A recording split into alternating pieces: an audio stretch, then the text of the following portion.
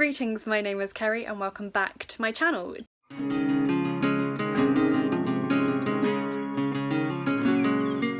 Today I have the first part of my pre-move unhaul for you. So I've mentioned recently that I'm going to be moving. It's going to be moving in the autumn to Bristol, and so I need to pack up. Most of my books are going to be going into storage, and I'm also going to be unhauling quite a few.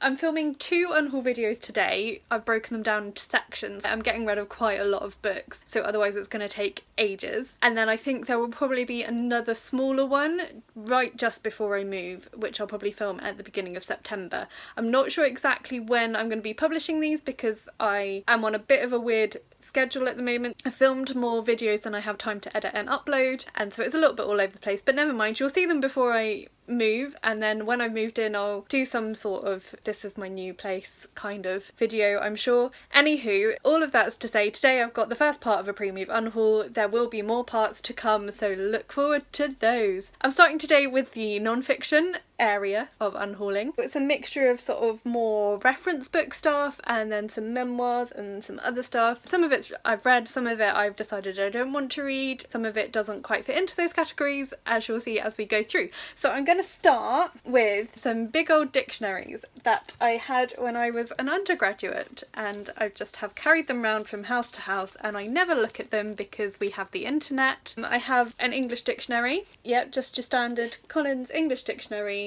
which I bought when I was an undergraduate. I don't ever look at it, it just sits on my shelf gathering dust, so I might as well send it to a charity shop and then someone else might find a use for it. Similarly, I had this when I was an undergraduate studying French, so this is a French-English dictionary. Again, I don't ever use it anymore. I use a website called Word Reference when I need to look up words in different languages, and it has lots of languages on there. When I was studying French, this was pretty useful and I used it a lot, but now I'm not studying French. I'm not going to be studying French. If I'm reading in French, it's too much of a faff to go and dig this out if I don't know a word, so I just look it up online instead. Next, I have a little Spanish dictionary. But I also do have a bigger Spanish dictionary, which I was going to get rid of, and then I remembered that that Spanish dictionary had been my grandparents from when they lived in Spain, and it's got some of their notes in it, and I just got a little bit sentimental and decided I'm keeping that old one and getting rid of this little baby one. Again, when I'm looking up stuff in Spanish, I tend to look it up on my phone, but I am a little bit sentimental about the other one, so we've got that one. And then we've got a pure French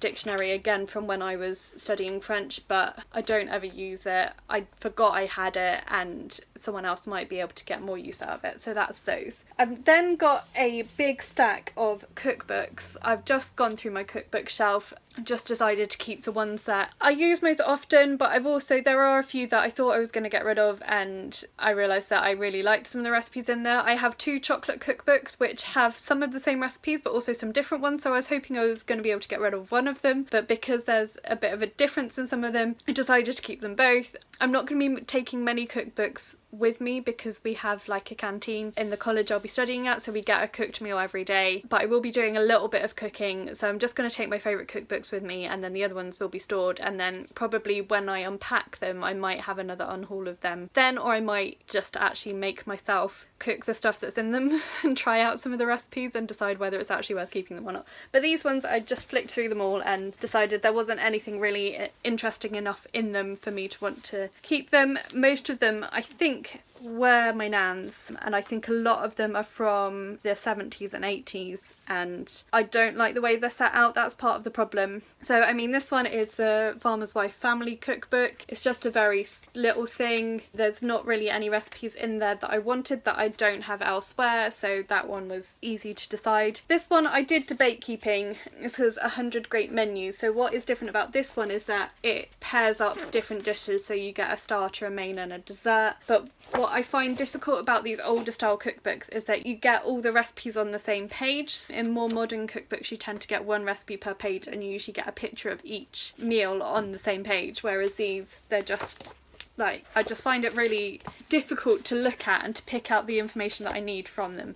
So there's that one. There's then a series of 6 St Michael Cookery Library books that are all very much of a muchness, different topics, but again similar design, which I find just a little bit frenetic. The recipes are all very 80s, I think this is from. Anywho, so there's puddings and desserts, cakes, pastries and bread, cooking for 2, salads and snacks, picnics and barbecues and cheesecakes. And I don't particularly like cheesecakes, so I'm not sure why I've kept a cookbook just of cheesecake recipes for this long.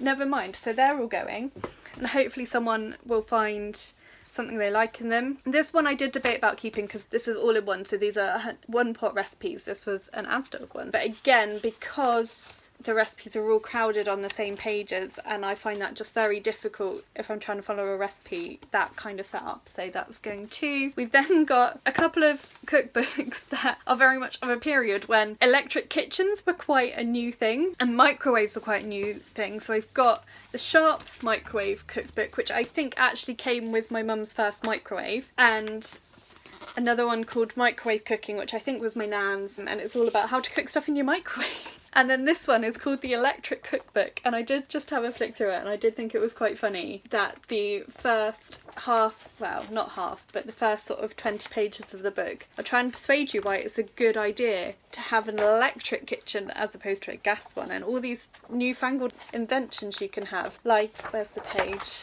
Here, look! An electric kettle, how exciting. So yeah, how far we've come in the 40 odd years since this was published, but 85 this was published, so 35 years. Maybe someone will find this helpful. I've got a lot of cookbooks that I really love, so I don't feel the need to be keeping ones that are not so appealing to me. So that's all the cookbooks. Now into the maybe more straightforward non-fiction. So I've got one history book here. I decided a little while ago I didn't want to read this, didn't want to keep it, and then the author turned out to be super duper problematic, so I was really glad I'd already made the decision. So this is Henry by David Starkey. David Starkey is not a nice person. I decided I didn't want to read this when I started reading Invisible Women, and in the introduction to that book, Caroline Criado Perez includes I'm not sure if it's a direct quote or a paraphrase of something David Starkey said, which basically said women weren't that important to history, and like, why would we talk about Henry VIII's wives when we could talk about Henry VIII himself? So this is a book about Henry VIII, which I'm assuming doesn't talk very much about his wives, but they were a big deal.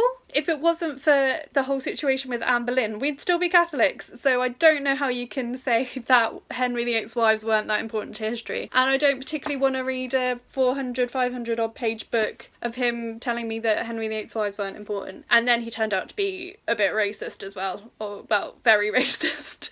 So yeah, really happy with my decision to get rid of this book. I've then got a little stack of memoirs. I've got two here that I've read that you'll have seen me talk about. So we've got Father and Son by Edmund Goss, which is a memoir of his childhood in the 1850s growing up in a strict religious family. And then we've got Sickened by Julie Gregory, which is her memoir of, she suffered from Munchausen's by proxy, so her mum was convinced there was something wrong with her and kept taking her to the doctors, and she had to go through all these horrible tests and that. I enjoyed both of them. I wouldn't reread either of them though. They were very interesting, but not ones that I'm going to read again. And then we've got two that I decided I didn't want to read, so I decided not to keep them for that. We've got 10,000 Sorrows by Elizabeth Kim, which is about childhood growing up in Korea following the war. She was a daughter of an American soldier who slept with her mother, and then her mother was ostracised for it. She ended up in an orphanage and then was adopted by an American couple but still faced prejudice. I had this on a read or unhaul for a month. Like, I picked it from my TBR for read or unhaul, and I didn't read it and wasn't that bothered that I didn't get around to reading it. So that's that one. And then this one, I've been trying to read sort of the first chapter of a load of books on my TBR to see if I actually want to read them or not, and this was one that suffered from that. So this is Long After Midnight at the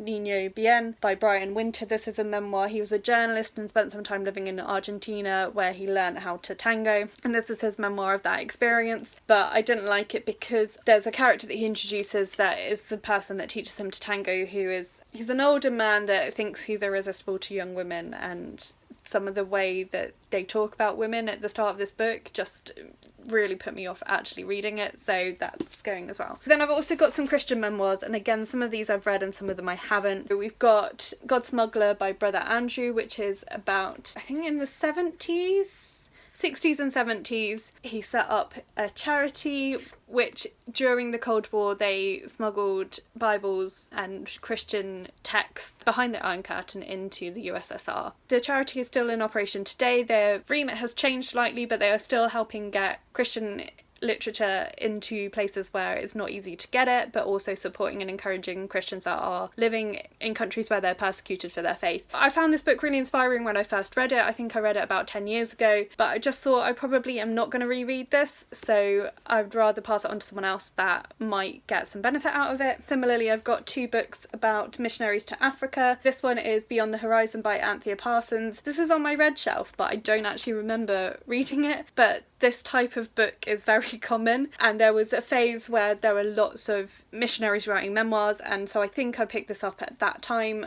I must have read it, but I don't remember it. I'm not that interested in rereading it. And this one, I know I read this more than once. This was a book that I really enjoyed when I was a teenager, and this is called Pete's Story by Rachel Jackson. So Pete Jackson was her son, and he was killed during a robbery when he and his family were working as missionaries, I think in Kenya. I can't remember all the details, but I do know I read it more than once and I did enjoy it, but it's not one that I think I'm going to reread again for the same reason. There are so many of this type of book out there. And then I've got 4 that I haven't read that I've decided I just probably am not going to read. So we've got Puppet on a String by Helena Wilkinson, which is about a young woman who had anorexia and how she survived it. I mean, I'm kind of interested, but because I'm having this big purge of my books, there's just one that is not making the cut. That's really it. This was a book my parents gave me, and I think they tried to get me to read it when I was a teenager and I didn't, and then they gave it to me when they didn't want it anymore, and it's been sat on my shelf for years. If I wanted to read it, I probably would have done by now. And then I've got 2 books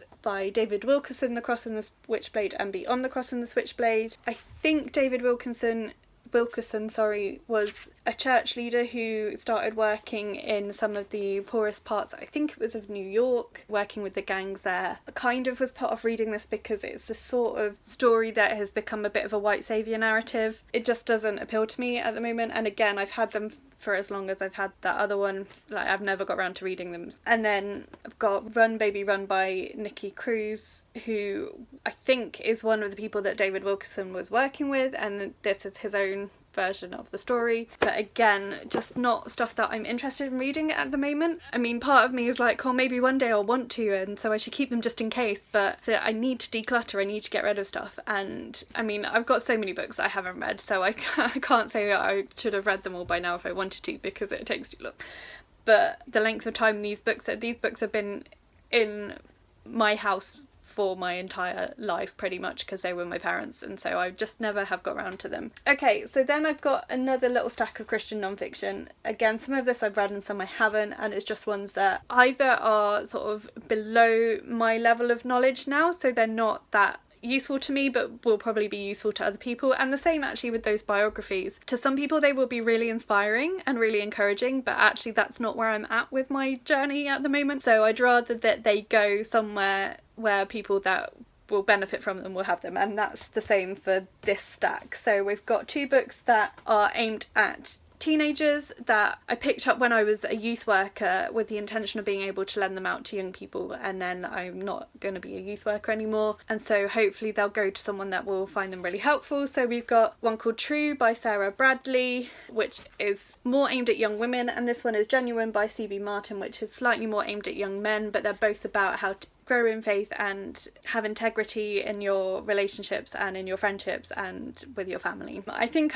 when I was doing some youth work training, I wrote essays about these and actually felt that they would both be really useful in the right context to the right young people. Hopefully they will find their way to some young people that will really benefit from them. Then I've also got Searching Issues by Nikki Gumbel. So this is a book that is a kind of companion book to the Alpha course, which is a course that's an introduction to Christianity. So I picked this up when I used to help run the Alpha course at a church that I worked at a little while ago. It's based on some of the most common questions that are asked by people during the Alpha course. But I just had a flick through, and actually I don't really agree with some of the answers that he gives in this book anymore because of how my faith and my theology has developed from doing more study. So I thought I'd pass this on. Actually, someone else might find this really helpful, but it's not something that I would feel comfortable lending out to someone if they were asking me these questions, because I don't agree with what he says, if that makes sense. And I've got 2 books by Jeff Lucas. One I have read and one I haven't. I read this one again when I was a teenager, Lucas on Life. It's a load of just short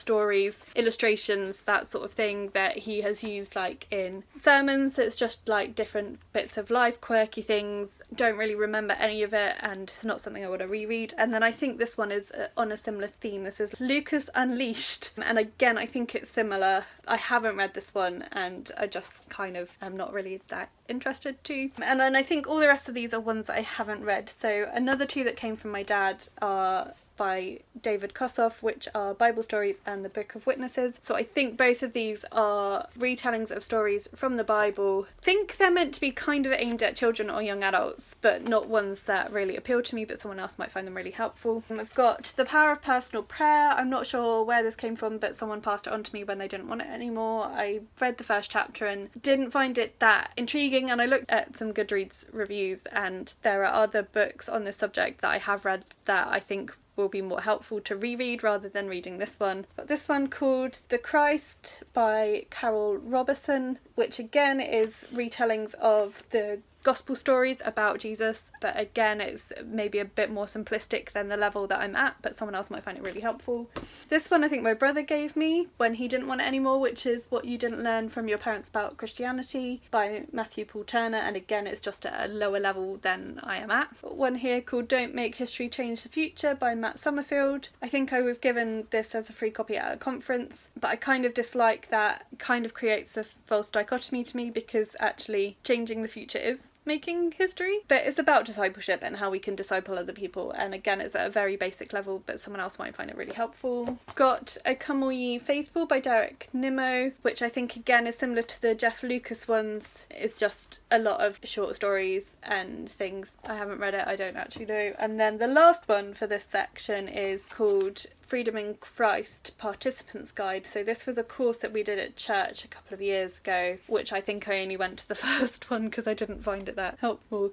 I just don't really need this. I might actually give this one back to my church in case they decide to run the course again, because I think they were intending to at some point. So that is all for this first part of the Unhaul. I'm gonna go and put these in a box and then I'm gonna bring in the next stack, but I should probably tell you how many books this is. They're very precariously piled. So that's 40 books, the first 40 books that I'm unhauling. That's pretty good to be clearing that amount off my shelves. That took maybe 10 books off my TBR, which was also quite helpful because I'm trying to cut that down. Pretty happy with that. Yeah, I think I'm just gonna leave this one there. So thank you so much for watching and I will talk to you again soon. Bye!